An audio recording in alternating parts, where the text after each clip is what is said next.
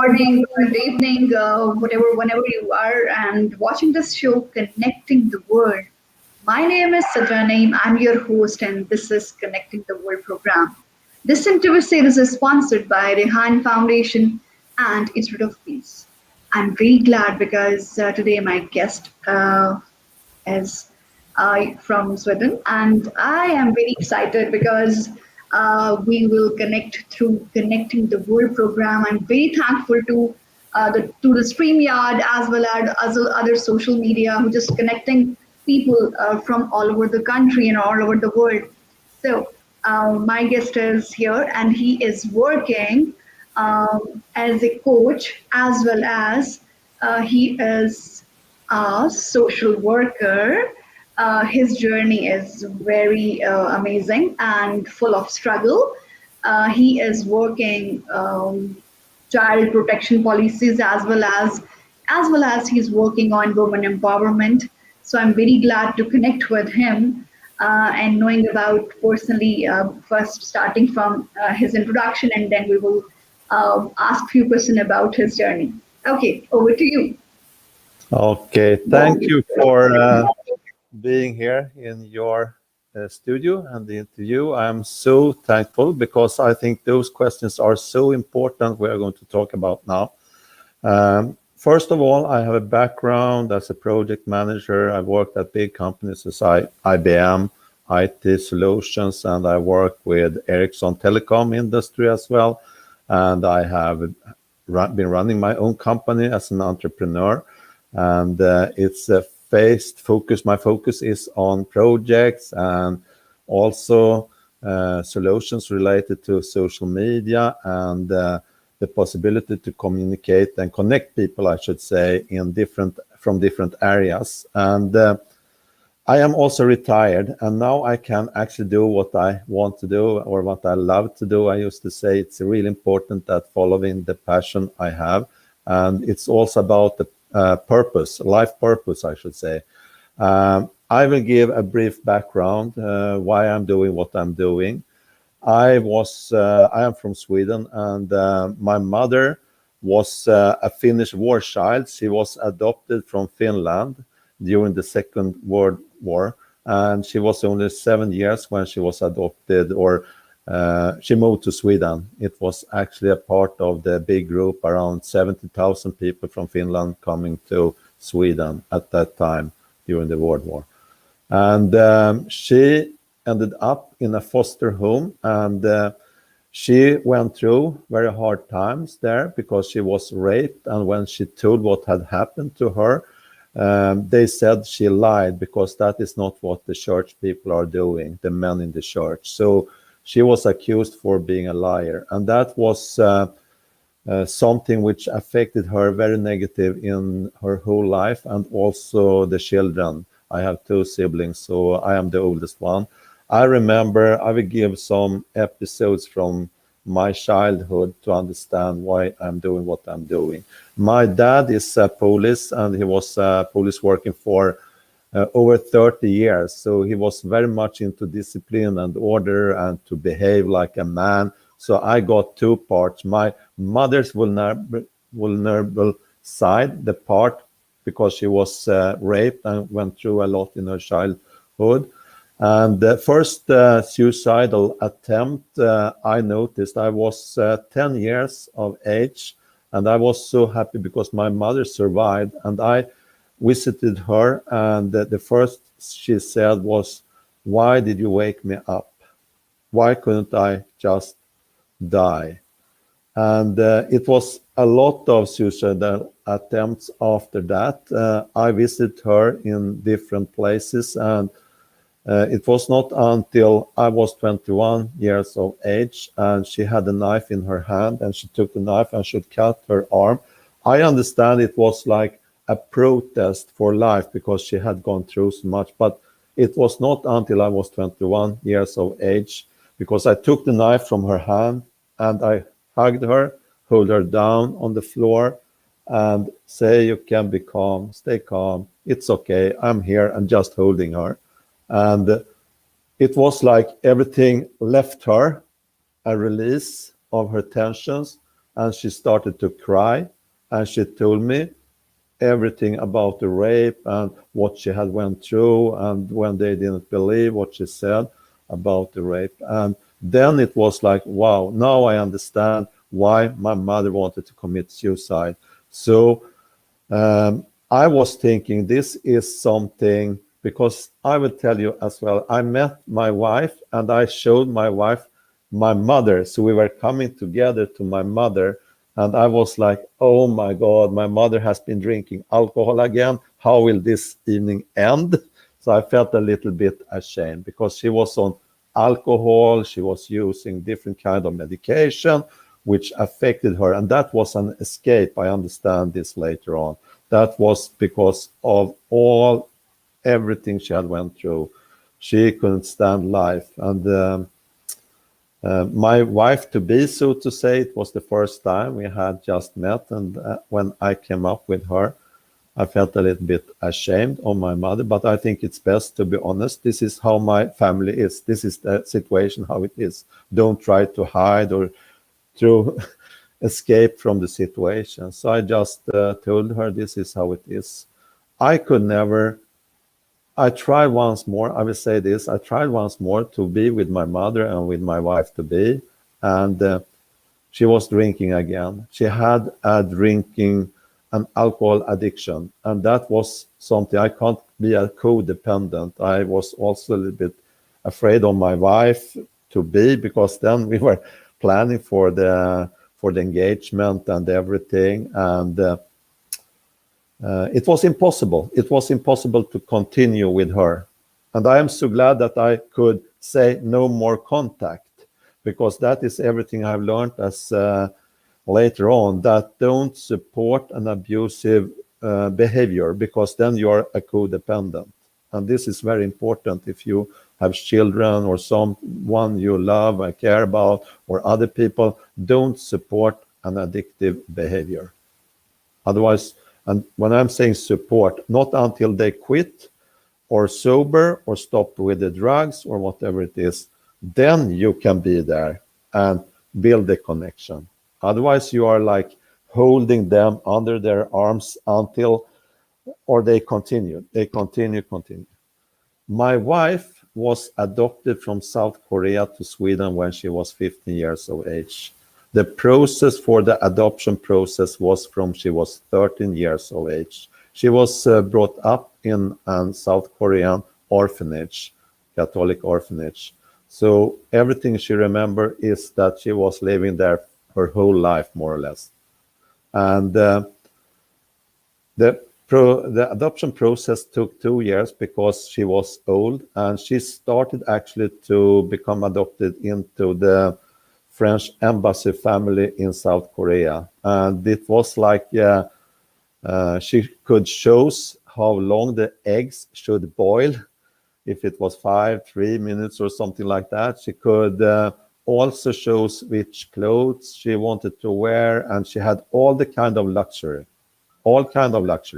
But she was never happy because she was not allowed to talk to the staff at the embassy. And that was after 2 weeks, she got an opportunity to stay at the orphanage or going to the French embassy family.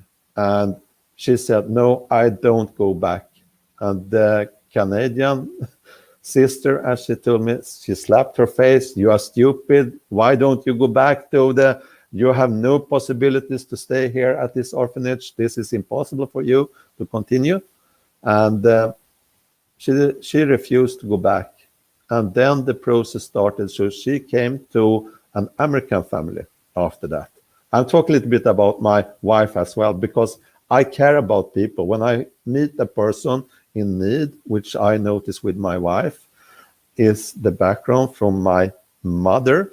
So I told her that is very natural, and it was very good that you reacted and acted, never got back.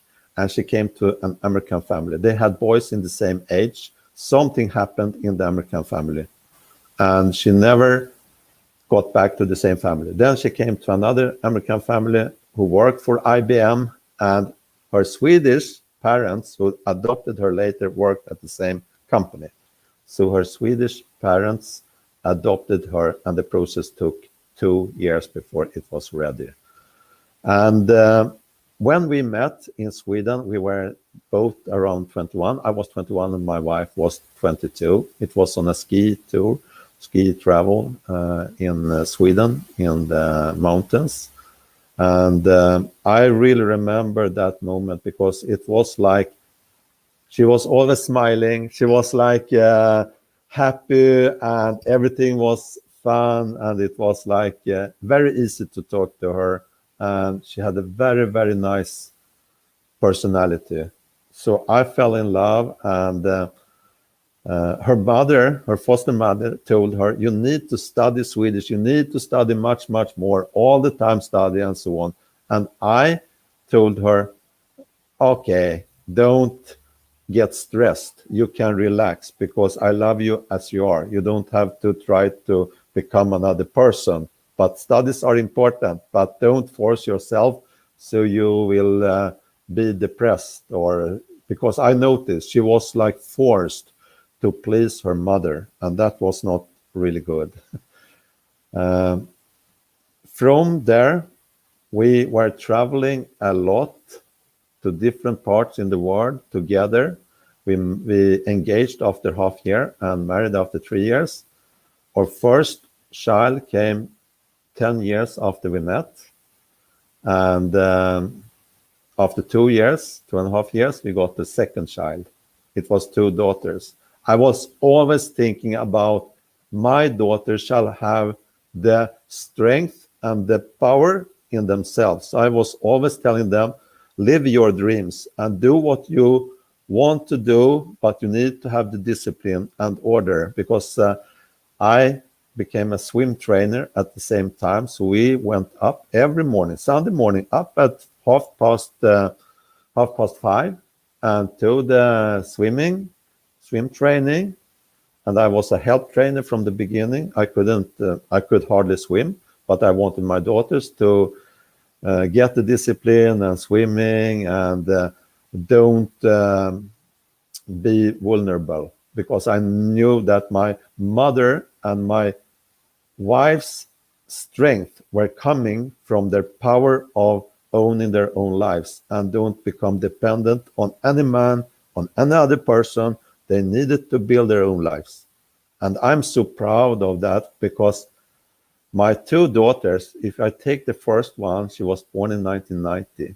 When she was 23 or 24, she told me, "Dad, I want to go to Australia. I have booked a ticket. I will travel from 2 weeks from now or 4 weeks from now." "Okay, who are you traveling with?" was my first question, the security question. "I'm traveling alone." "Okay." Who? "Okay, where are you going to live in Australia?" "I booked a hostel in Sydney 3 days." "Then I don't know." "Okay, what are you going to do when you're in Australia?" "I will see when I'm getting there. This is important for me to do." And she took off to Australia. She took diving license. She got the jobs she needed. She was managing everything herself. And that is, I should say, a very good example of letting go as a dad, as a father, as parents. Because my wife told me once, when she got to Sweden, she was 17 years of age. She had only lived 2 years with her parents. She was on an audition with Up With People. Up With People is an international organization with artists. They are traveling around the world, and they are singing, dancing. They have different kind of talents. And the audition, my wife, who was born in South Korea, who was living with her foster parents, was one of those who got the opportunity. Her parents said, "No, you can't go." They wanted her to be, they were, of course, a little bit uncertain. They did it for a good reason. They wanted her to feel the family and so on, and don't go out abroad in the world like this. But it was also an opportunity for her to explore the world as a child, as a teenager, to grow to be, because the group was very good, Up With People. And I was thinking my daughters shall have the same opportunity as my wife didn't get. So I always said to them, live your dreams, be proud of your heritage, your background. So my first daughter, her name is Maria Shin Josephine, and Josephine is a very European name and so on. She was called Josephine first. I told my wife, no, she is a Shin. She is a Shin. That's a unique name, her name, and she shall be proud of wearing the name. So we decided to call her Shin, which she was baptized to. So, and I never regret it because she has always been doing her own things.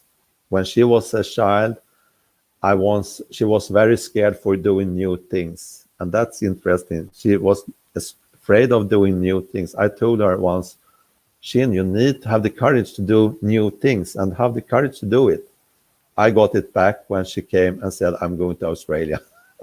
I was like, okay, shut up. She's doing new things. She's doing what she wants in life.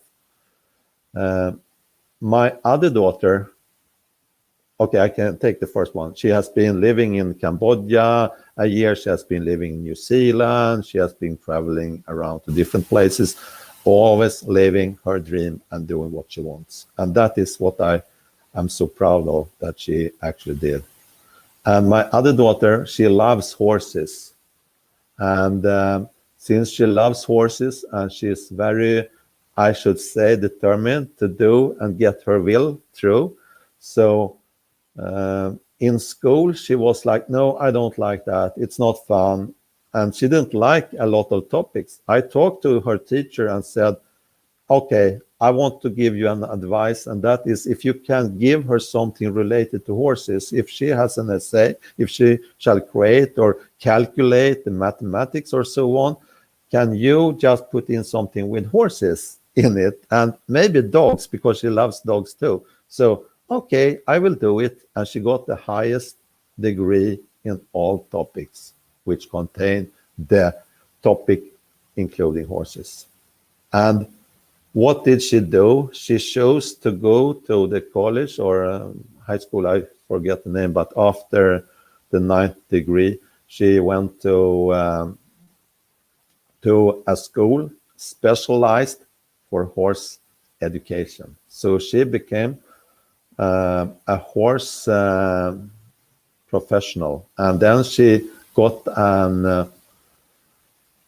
she was elected to go to the Canary Islands to be on a farm with horses because she lived her passion. And because she lived her passion, she did it well, and it went well in life for her. And when she was a little bit older, then she traveled to Iceland, and she has been living on Iceland since 7 years, I think now, and she's 28 or 6 years. So, and she's a horse trainer. She has been a stable manager in Iceland, and she started with a tour guide as a tour guide. And she met, now I will tell you something, I think it's interesting for women, especially, and for children, for girls to know. She was at a stable in Iceland, and there was a stable manager, a man, and my daughter came with some small advices to him, and he refused to listen. And they were together, like dating a little bit. And my daughter left that stable and started in another stable and become a stable manager at that stable. And that is one of the most famous stable in Iceland, and she became a stable manager there. And the owner allowed her to get tourist guides with some of the famous artists coming for a visit to Iceland. So this is my advice. Always have the courage. Don't delimiting yourself, and always trust your possibilities and take the opportunities when they are coming. If a person or if you need help, ask for advice, just following the flow, I should say, and have the courage. That is so important to do. Now I'm coming to something which is also a bit sensitive, because my wife We were married 19 years, and she passed away in 2002. In 2001, we got diagnosed, or she got the diagnosed stomach cancer. So she got stomach cancer when she was only 43 years of age. Our daughters were 8 and 10 years of age at that time. And it was like that's a lightning from the ground. It fell like that. Life where it was ended. And I asked my wife, how do you want us to do from now and on? And she said, I asked, do you want to prepare? Because she went through a surgery for 1.5 hours, which was prepared for taking 2 hours. It was, or 5.5 hours. It was very complicated surgery, and they removed a part of the liver, the gallbladder, and some parts of the intestinals, and it was. And the doctor said I had to be creative for doing this surgery, and he was excellent, the doctor, and he became like the father at the hospital because she trusted him so much. Everything he said, she listened to, and I listened to everything I could because I knew that now the journey is starting. I asked her, do you want to prepare for dying, or do you want to prepare for a miracle and life and do the best of life and see if you can survive no matter what? She just said, I can't die from my children. They are my everything, so they are the most important. Amazing. But the one thing is, Yeah. no doubt you are a real man. That's why you are living with two ladies. The two ladies are also very brave on their own journeys because no doubt it's very hard to survive after rape. You know, it's very difficult. It's just like you are not existing in this world. Nobody is bothering you. You are a human. You just feel like that you are a useless thing in this world. That is very painful for every woman who just living now. Someone is just thinking about this. I think that lady will become that lady will going to be in a depression because it's a very hard thing. And I pray for God, please, please, please, God, never ever do this thing with any woman, any girl, or any abusive thing with any children because it's a very painful thing. And I just pray for those people who are suffering for mental, this mental illness, who did this stupidity with ladies or children. So I pray for them. God give them a peace of mind. They just get out from their bad mental condition. So, but the most important thing, you are an amazing, true man. And a man definition is simple: who accept reality, who love women, who respect women as a daughter, as a mother, as a wife, as a sister. And you did this. Amazing. Amazing. I'm very happy. And I'm very excited to knowing about that. You are struggling to you are struggling to live with your wife. That amazing. When your mother is not, willing to do this, but amazing. In these days, I'm not seeing anybody, any man, not even in Pakistan and not even in other country, who love like this with lady. Nobody is here now as a man who committed when on his words. People are not committed on their words. And the most important thing, you are the entrepreneur. That's amazing. As entrepreneur is a it's a hope and the blessing because when one entrepreneur is standing in a one society, that's mean he is feeding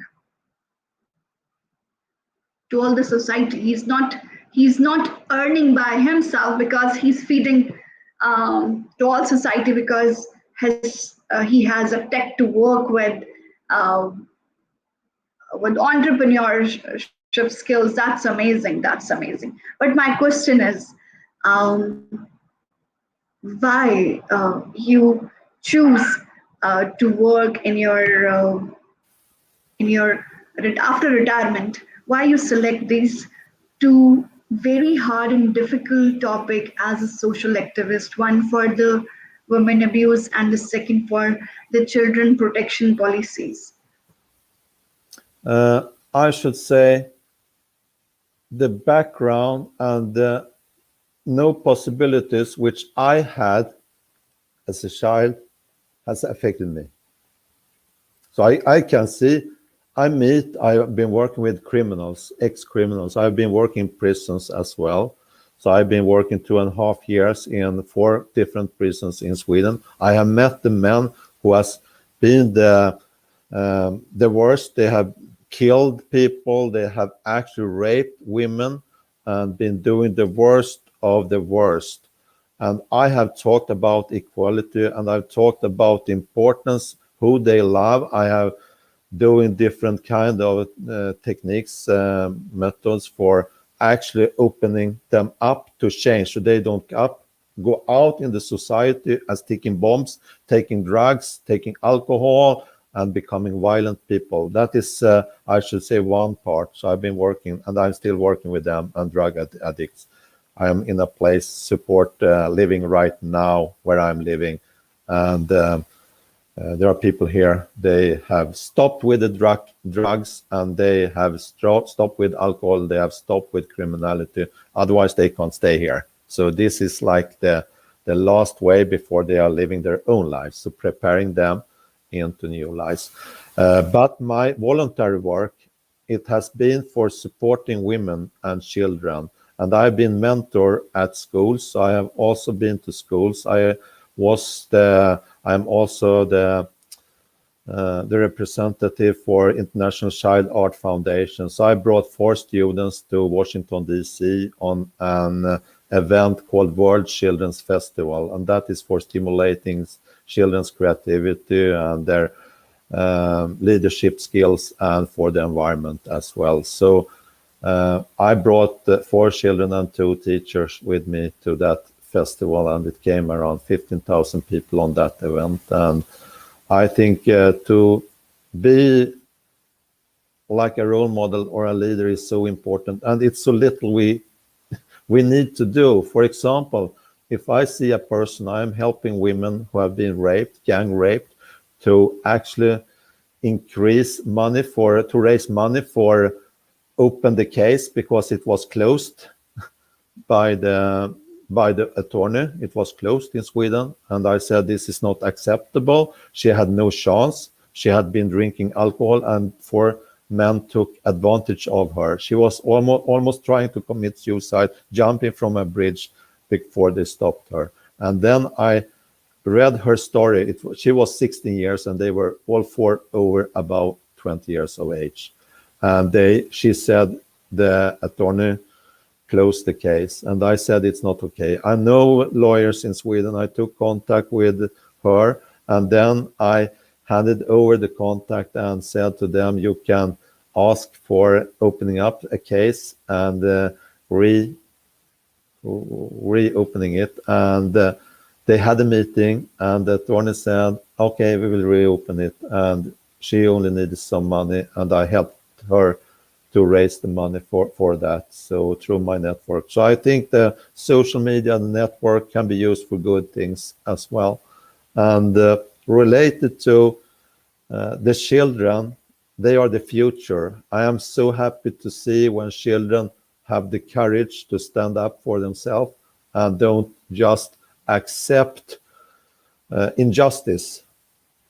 So for me, my whole life was the injustice, because my mother was treated with injustice. And in school, I was protesting in some way. I was very, I should say, provocative in some ways, because during my time, between 10 to 21 years of age.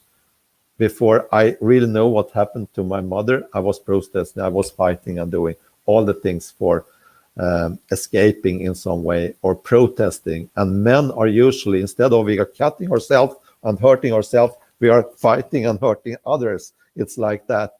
And that is what I'm seeing in the prisons with the men, with the boys there. And I see the little boys. I see the little boys in the men. I see the little girls in the women. So I can stop here. So that's why I want to do what I'm doing.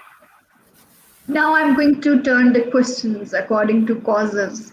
You have already working with different prisms, and you're just connecting. You have already connected, and you can uh, assess different criminals and as well as some drug addictors over there. Oh yeah. So, what do you think that what is the causes behind this? Why people involved? Uh, Automatically or why people are forcefully involved in criminal activities. What is the reason behind it? It's a very big question. It's a complex question. I think there are different kind of answers depending on the individuals. But what I have noticed in myself and in some others, and what I have been reading about, is that it's a lack of something. We need to get the love and caring and self-esteem when we are born, for example. Just I am worth, I have self-value just because I'm born. The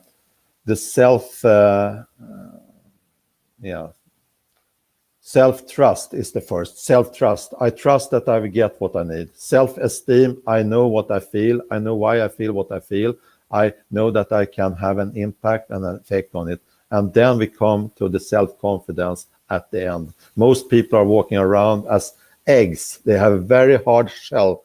And inside, if you knock on the shell, the egg white is pouring out and the yellow, it's called something else, I forgot the name, but the egg is pouring out. Be like a peach.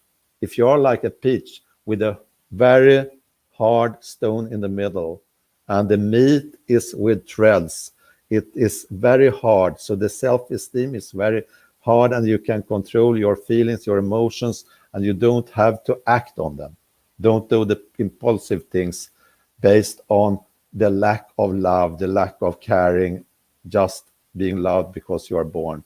And then the self-confidence on the surface. Instead of hurting yourself or hurting others, it's better that you, okay, I know my value. I know what I can do. I have the self-confidence to be on this show, for example. 10, 15, 20 years ago, I would feel, no, I don't dare. Why shall I be here? Now I feel it's an important message. Maybe some people are waking up and do something and help someone else. So it's a lack of something. And usually it's lack of love, lack of caring. And we try to replace it with stupid things. And for example, with the addiction, when you start to drink, then you don't have to face the reality. It's an escape to something else, which altering your mind and make you feel a little bit more comfortable or confident for the moment, just for the moment, because it's changed. It's very bad to do it because it will always be negative at the end, and it relates to everything. You need to find a balance in life instead of doing some excessive things which are altering or affecting you in a negative or others in a negative way. Oh, that's amazing.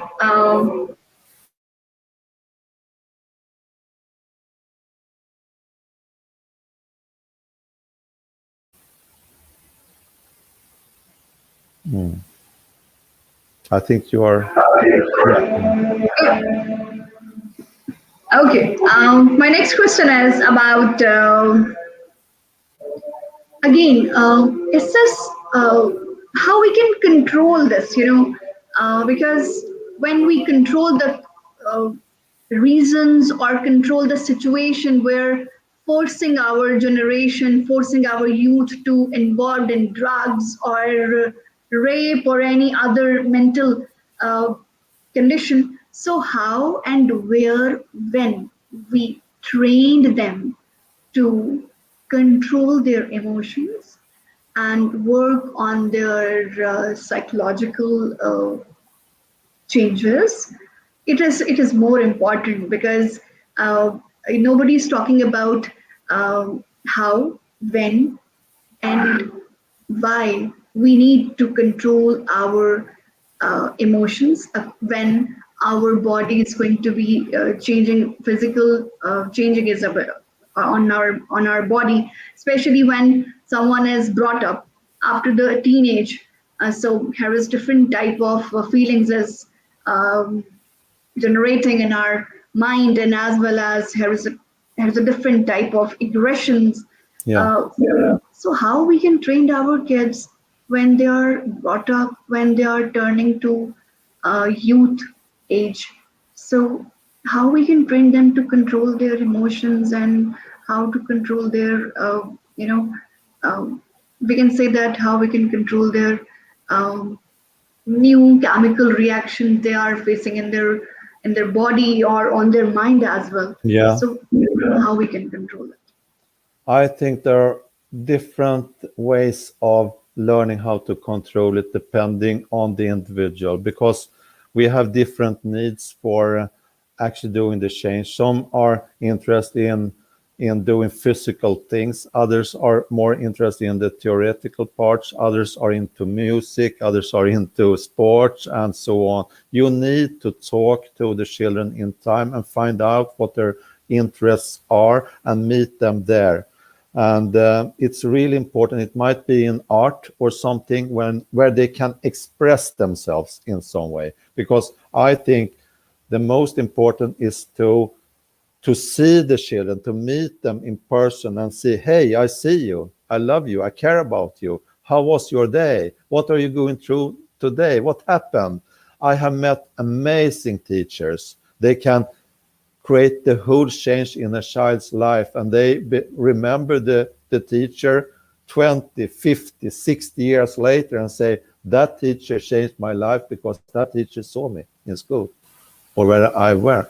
It's so important to actually talking the truth with the children and don't escape or hide.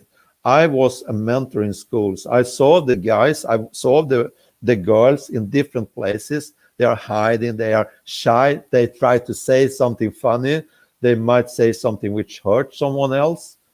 When I was in the classroom, the teacher had left the classroom. I think the teacher had abandoned the children and left me alone with the students. But I changed it. I walked down to the end of the classroom, present myself. Hi, I'm Christer. What's your name?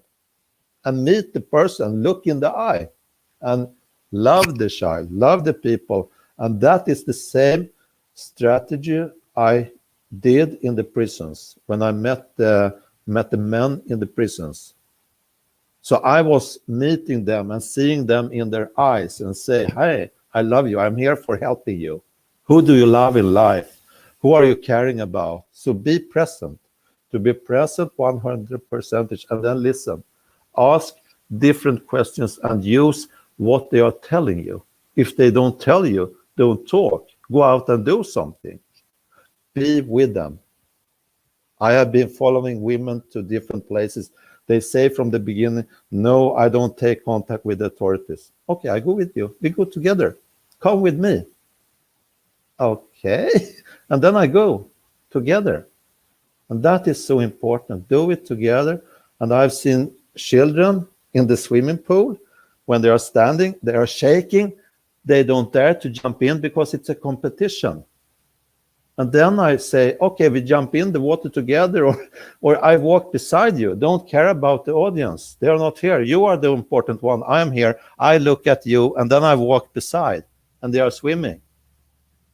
I think it's so important to being present and to, as an adult, to act as an adult, to take the responsibility and to take them out from the vulnerable situations where they are feeling like the whole world is watching on.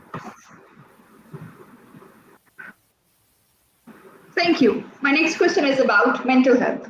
And mental health is more important in these days. I'm by profession registered behavior technician, and I'm working with autism. I'm working with Down syndrome, and as well as I'm working with ADHD, as well as Asperger's child.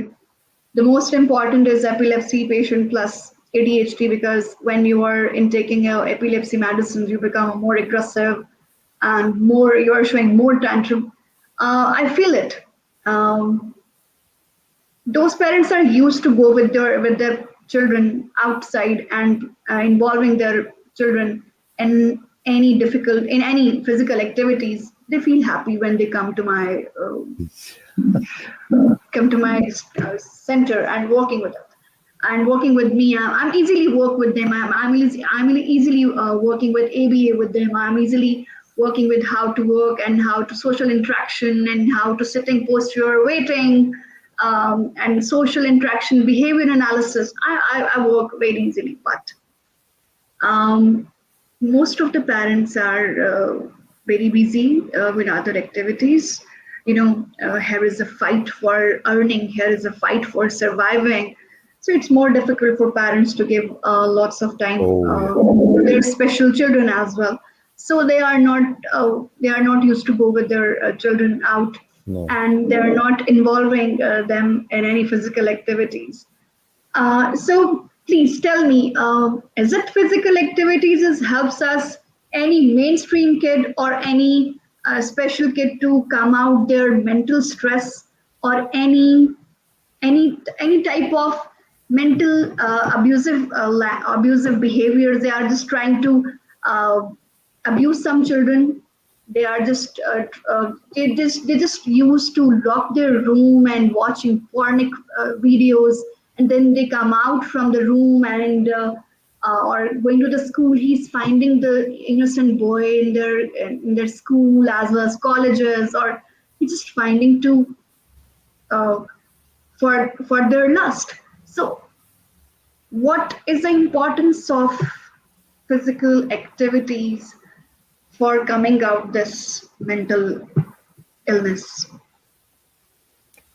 That's a very good question, and it's hard to reply. I will do my best to reply on it. First of all, I want to say that I am a practitioner. I am not an academic, but my experience from working with people who have that kind of different, I should say, impulsive behavior, which they can't control themselves, is to in some way make them tired before you start to train or before you start the activities. So when they were swimming, for example, before I trained them, before I gave them any kind of instruction, I said, okay, let's play for a while and jump here and see. And those who wanted the calm time, they took the calm time. But those with over excessive energy, they were jumping up and down, and then they were finished to listening.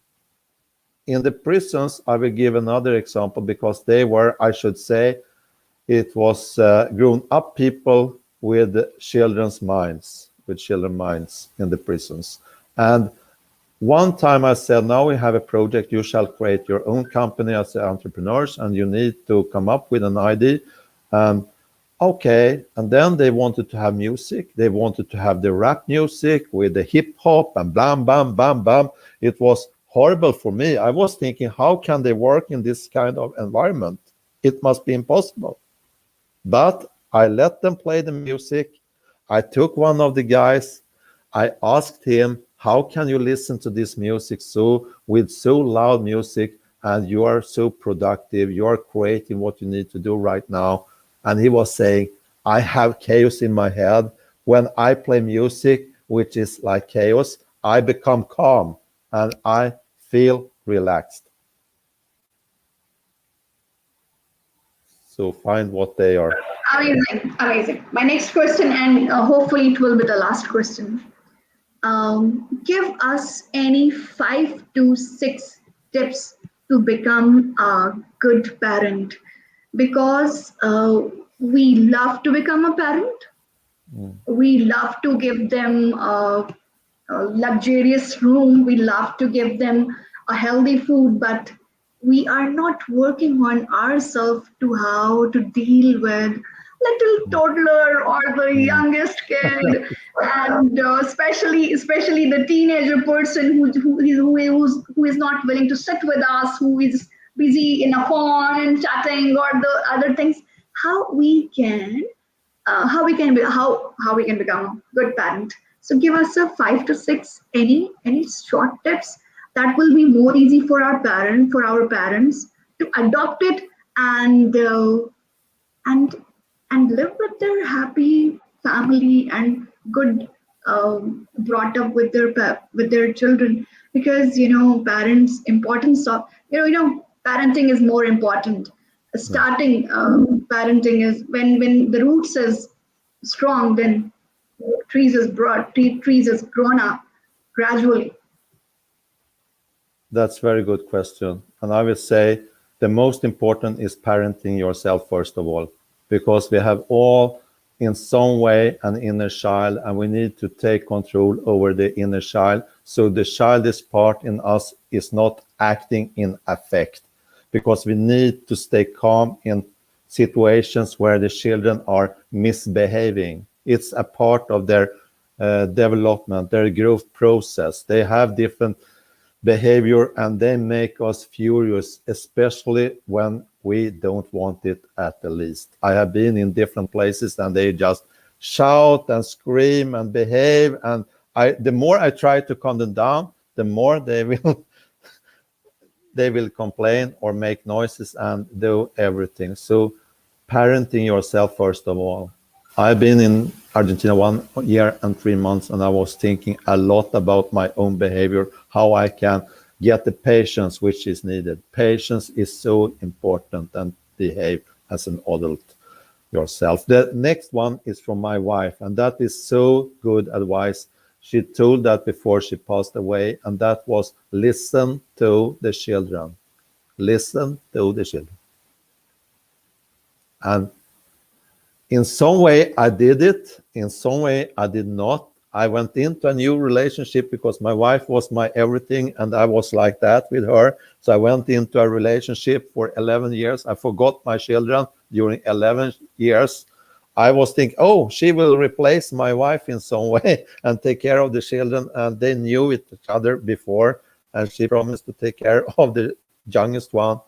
Nothing of that happened. And I was struggling. I was staying. I was trying to the counseling. I took a lot of contacts. I was not a good dad at that time after my wife passed away. I think it's important to be honest and say that I lack those skills at that time. I have learned a lot after that period. So since 2013, I have changed a lot. Oh my God. Thank you. Thank you. It's an amazing time. I learned lots of things. First of all, I love to listen your story. It's very emotional and it's very, blossomful story. And nobody can survive. You are a strong man. That's why you survived. And I'm very happy to know about your daughters and their profession. Mashallah, mashallah. The mashallah word is in a Urdu word and Arabic word that's mean blessing of God. And the most important thing, you are working with you're working on a very sensitive point. Uh, in Asian countries, usually we are uh, watching only women are working on women empowerment.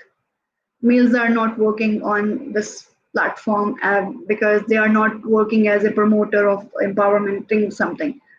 But I'm very excited because you are the advocate of women empowerment. You are working on child protections and you are working on children abusive um, consultancy. That's amazing. I just request to you, please, if you teach us in different sessions, and we will adopt these things in Pakistan or in other areas like Asian countries. So it is a more contribution from your side to other countries, and it's a great honor for us if you teach us, if you teach our parents how to brought up your child, if you teach our teachers how to Wow. how to counseling your children. It's a counseling is more important, how to counseling your class students. Yeah. So I think it's a great uh, opportunity for us to learn from you, and it's honor for us because social media give us opportunity to connect with you. We are not need to buy any visa, any ticket, and Yeah. come to the country That's when true. listening and learning things from you. So I'm really thankful to you. But Thanks. to be very frank, I will connecting after this. I'm really looking forward to that. And thanks a lot for having me here.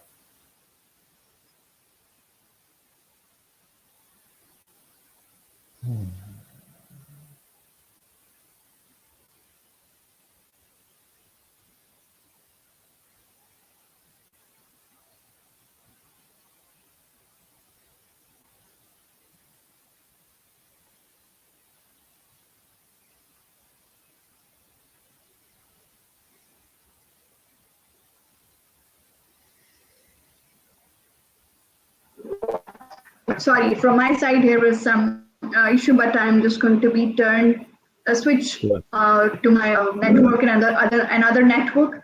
I'm very thankful to you because you're giving us time. I'm really glad you are connecting with us through this Yes. platform, Thanks a lot. and I learned lots of things. My audience are very inspired with you. You're just sending me following message. You can see. Thanks a lot. Thanks a lot for having me here and for this possibility. I really looking forward to see you soon again. And thanks to the viewers, and God bless you all, and take care of each other and support each other in the best way, and be open about the struggle we all have. And we are not perfect as parents. I'm not a perfect parent. I have done so many mistakes. I'm just sharing some parts in my and from my life. So thanks a lot. And thanks to my daughters who have Thanks, raised me thanks to you. in. Thanks to you. Thank you. Thank you. Thanks to you. You are accepting because you did lots of mistake during parenting, Yes. but you will not you will not afford that someone is doing same mistake. Exactly. So us Exactly. That, simply yeah. teach us. We will not repeat these mistakes. No. True. Thank you. So take care. Have a good day. Take care. Thank you. Bye. Take care. You too. Bye bye.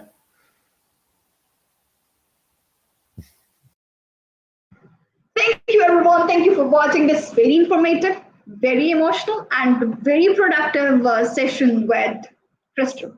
And he's from Argentina. He is a very strong man, and I respect him a lot because he respects women. He loves children, and this is the basic uh, basic identity for a good man. So, in the end, this interview series is sponsored by Rehan Foundation and Institute of Peace. Take care. Have a good night from your side because here is too late. So, take care. Allah Hafiz. Bye. And from my side, Eid Mubarak and Eid greeting because tomorrow will be Eid in Pakistan and different like Afghanistan and other countries. Eid is today